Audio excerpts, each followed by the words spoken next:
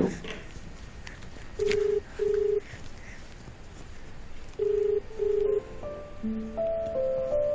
sumasagot si nanay.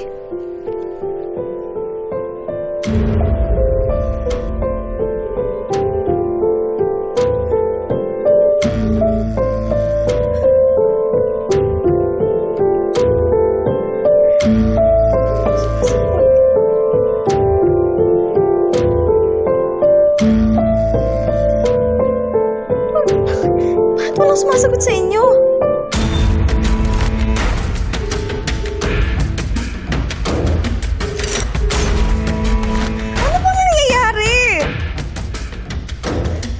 Si Ninang. Hello, Ate Didang. Mamaya na lang po. Tinatawagan ko pa si Ninang eh. Pauline, sandali. May balita ka na ba sa FMP? Ate, wala. Hindi ko nga po makontak sila nanay eh. Bakit po ba? Naharang ako ng fellow kasambahay babes ko dito sa may kanto. Sabi nila, may nangyari daw na gulo sa FMP. Anong gulo? May investor daw na sumugod kay Andrea sa FMP. Tapos may sinaksak daw. Tapos meron pang nasagasaan. Naka-wheelchair. Si tatay.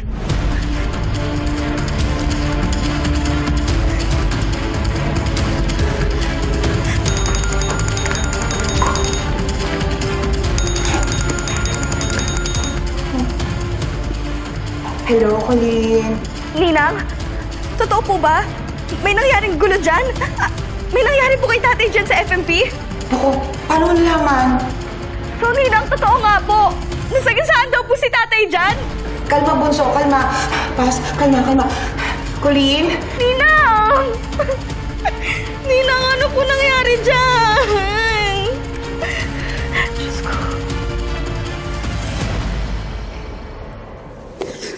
Kasalanan ko pa rin po, Nay. Kasi nagmatigas ako. At pinastas ko kayo, Nay. Bastos-bastos ko sa inyo. Tinais ko kayo kasi yabang-yabang ko. Laking gulo ng ginawa ko, Nay. Hinayaan ko ang galit ko. Baka maging buhay pa ni tatay ang kapalit.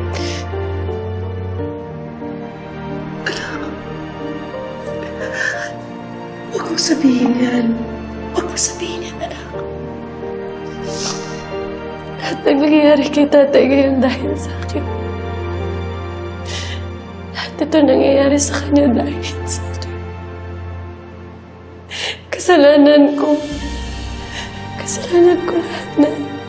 Ang sama-sama ko. Ang sama-sama ko, Nay. Kailangan mangyari pa lahat ng ito bago ako matauhan.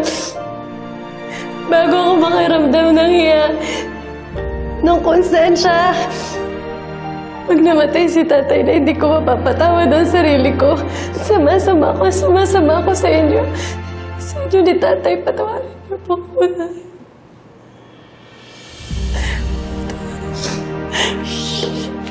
Patawarin niyo po ako. Patawarin niyo ako ni tatay, Nay. Ako ka nagkamali.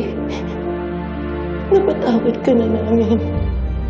Sumama ang loob ko, pero hindi ako galit. Hindi kami galit sa'yo. Dahil mahal ka namin, anak. Dahil mahal ka namin.